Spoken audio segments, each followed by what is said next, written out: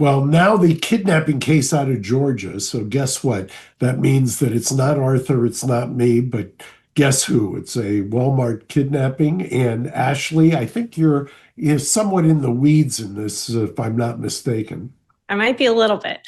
Yeah. So my client, his name is Mahendra Patel. He goes by Mick. And this case caught, it actually made international news. I was sort of surprised at how much media got, in England, in India, all over the world. But essentially in March, here in a suburb of Atlanta called Ackworth, Georgia, which is, outside of Atlanta, Atlanta's big. And there's a ton of different suburbs. This is one of the suburbs in Cobb County, Georgia. And there was a mom. She was shopping at Walmart, and you'll see the clip in a little bit. But so she's shopping at Walmart, and my client Mick was looking for Tylenol for his elderly mother. He asked for help from this lady, and she had what I've learned is called a mobility scooter. So I called it a handicap cart, but apparently it's not called that. It's called a mobility scooter. But she's there with her two young children. Mobility scooter? I know. Did you know that? Did you know that? No, I did not. Well, I've been corrected a lot. Okay. A mobility scooter. But as I also learned, there's a lot of outrage out there if you're using a mobility scooter and you don't have mobility issues. Yeah, it's like parking in a handicap zone. So I get it. Oh my God. It is just also known as being lazy, right? I mean, you just want to just I get cruise the around. extra steps. Oh no, it's better. What she said was that her kids enjoyed riding around on it like it's a joyride. Like it's, that you're riding around Walmart on this scooter thing.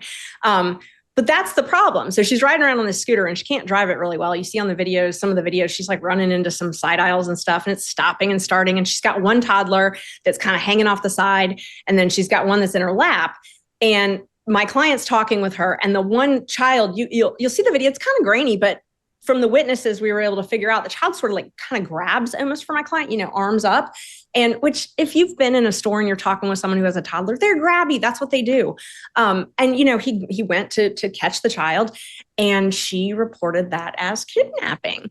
But that's not. Did you have video? Oh, well, so yeah. So let's walk through that for a minute. Okay. So I get the case, a couple days after it happened.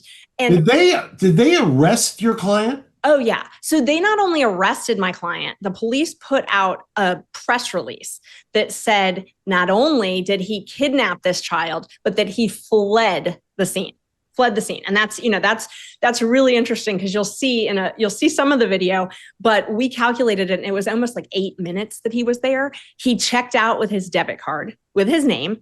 He talked with 3 different employees before he left. I mean, this is like Mr. Friendly, he's at the Walmart socializing with everybody. He's talking with the guy at the, leaving. Like he talked to the greeter. That's who he talked with.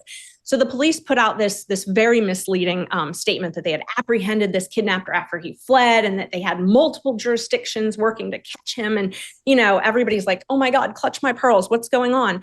And people were terrified around here. They think there's this. I just have to add, "clutch my pearls." Have you never heard that? That's not a Brooklyn. Oh, that's not a Brooklyn expression. Okay. Oh, that is a Southern term. My pearls. Clutch my pearls. Like, oh my gosh, this bad man. I'm going to add that to my repertoire, and I will give you credit for. I will attribute it to you. We use that out west. We call it pearl clutch. Yeah, well, that's not exactly. Out west and Brooklyn are a little two different places. Okay. Yeah, I don't know if I'd use it in Brooklyn, but you can come to Atlanta. I want to see this video. So I saw the first part. What? Yeah. So. What's happening there? Okay, so this is my client. So he's walking into Walmart, and he's shopping for Tylenol. So wait till this is her. This is Carolyn Miller. So she's on this little mobility scooter. This is when they first are talking, and he's asking where the Tylenol was. And had the police investigated, they would have found out that he really was there for Tylenol. But so if you see kind of behind him, there's a gentleman in an orange shirt. He's gonna come into this in a minute. But so she points, you see her pointing to the Tylenol display. And I'll tell you in a minute how we got all this. And then this is it. Right there. There's a kidnapping. Did you see it? Yeah, if you blink, you'll miss it. I'm clutching my pearls. For those of you who are listening to this, I am clutching my pearls. Yeah. So that is the kidnapping. That's the kidnapping. That's it. So, and what's crazy is after this, so she sees him. Okay, so this is great. So he finds the Tylenol. He walks past her. Hey, look, I found the Tylenol. She gives him a thumbs up. Thumbs up. Good job. You found the Tylenol.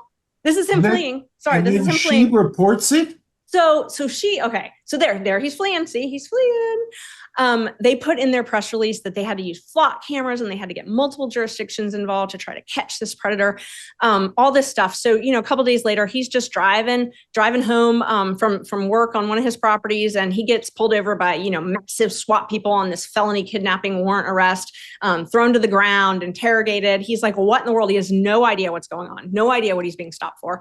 And I think if you have SOT 3, you can see how Carolyn Miller, the mother, describes this incident. Did someone try to take you from Mommy? Yeah. Nova, of course, wanted to ride the little motorized cart, so that's what we got on. And it actually ended up breaking down when the man came up to me and asked, do you know where the Tylenol is? And I was like, oh, it's over there. And as soon as I did that, that's when he just picked him up out of my arms, and then he just stared at me and then goes, oh, I just wanted to get him out of your lap so you could get up and help me. There really are people out here and then a mile radius of us right now that have ill intentions, that are targeting people, that are planning to do these things. Just be prepared for it when it does. Okay, seriously? Be prepared. Who is the prosecutor that would file that? They actually arrested him on this? So they not only arrested him, so the officer took out a warrant for kidnapping, and kidnapping in Georgia is punishable by life in prison. So it's one of those that you don't get a bond at first appearance. God. Yes. So he does not get a bond. Nightmare. What a nightmare. And so I get hired a couple days later, and I'm persistent. Let's use that word. I am persistent. I'm like, this is a mistake. This is a mistake. I completely believe my client. But, I talked to his family. I mean, he's got 2 daughters that are both in graduate school. They graduated from Georgia Tech. His wife's a doctor. Like, he's in the Kiwanis Club. I mean, this is not a kidnapper from Walmart. So we don't have the video. And I try to get the video, and I'm told, no, you can't have the video. So luckily I convinced Walmart to give me the video because the police would not give the video over. So we get the video and finally get him a bond hearing, and they indict the case. So here in Georgia, if you indict a case before a hearing in magistrate court, it's not heard anymore. It's sent over to a whole different court. So by the way, how often do they indict in Georgia? Oh, they can indict a ham sandwich, but they don't indict anything that fast. I mean, this case was indicted in like 20 days. They normally would go by way of a prelim, wouldn't they? They would have a prelim. That's what we had. So we had a prelim. So, for all the viewers that aren't familiar with that, when you get arrested and you don't get a bond, you get a hearing, and it's called a probable cause hearing. And so I subpoenaed the videos to that. The DA moved to quash my subpoenas. That's how much they didn't want me to get it. And when they didn't win that, they just went and indicted it, presented it to a grand jury, and told the grand jury that the video wasn't working, so they couldn't watch it. So, wow. So people understand the video is clearly, you just watched it. You can clutch pearls or pearl clutch, but that is exculpatory evidence because it shows that it's not what they're claiming it is. They actively sought to block you from getting the exculpatory evidence, which would have actually, what's the mom's end game here? I mean, is she just an attention hog? What's in this for her? I mean, was she going to sue the guy? I don't understand. I assumed maybe sue Walmart. I mean, that's the only thing I could think, and I also think that she called the police and she sort of rushed to judgment. And I think it got, definitely got blown out of proportion. I think a lot of people, though, when they call the police, they think the police are going to investigate it. And maybe she thought, okay, well, this was a strange interaction. 2 people can always view an interaction differently. And maybe the police will investigate. It would have been so easy. He was shopping for his elderly mother who lives with him, who takes a special type of Tylenol. And she is 87 and has osteoarthritis. What's her story about when he got the Tylenol, walked by her and gave the thumbs up? What did she say that was? Oh, nothing. Nobody talked about that. Police didn't talk about that. DA didn't talk about that. She didn't talk about that. Nobody talked about that. Yeah. They only How long said was he that incarcerated for? How long? He was in jail for a long time. 45 days. And I think, folks, I'm sorry, Ashley, I don't mean to interrupt you, but no, please. Those of you who have never been to a jail just to visit someone, let alone on the other side, it's 6 weeks. First of all, how many people watching this have ever gone on a 6-week vacation? Very few, right? I mean, it's an enormous amount of time. we are not talking about going to some camp where he played basketball, tennis, and had a healthcare worker, like working him out in the morning. I am sure the facilities down there are not exactly the creme de la creme, and it's. I mean, some heads should roll for this. Actually, He lost 17 pounds. When you were doing this, how crazy did it make you? Out of that, from 0 to 45, what day did you get the video? I got the video. So I got the video about 2 weeks into it. So I had been pressuring, at least give him a bond. Hey, there's two sides to the story. We know he didn't kidnap the kid, and I'd been arguing at best attempted, but it's not even attempted. Like we can't even get there.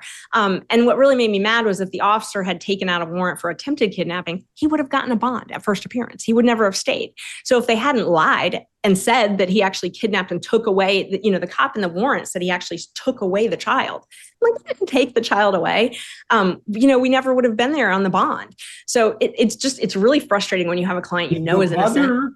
Did the mother say in the police reports that the kid had been removed and transported somewhere or any distance? Oh, she did not say he had been transported. No. And that's what I was arguing. She said that there was a tug of war, and she said it was maybe a 10-second tug of war, which worst case scenario, that's still not kidnapping, but there was a tug of war. And I think we have what I think you guys will enjoy, the SOT 4, where the state had their interpretation of the video at the bond hearing. When they were fighting against bond, they did not want him to get a bond. They were very much against it. We have the tape of the court. We have the tape. But when you do take a closer look, you can see him tugging on this child, and there's the legs, before mom is able to regain control of her 2-year-old and bring the 2-year-old back to her lap.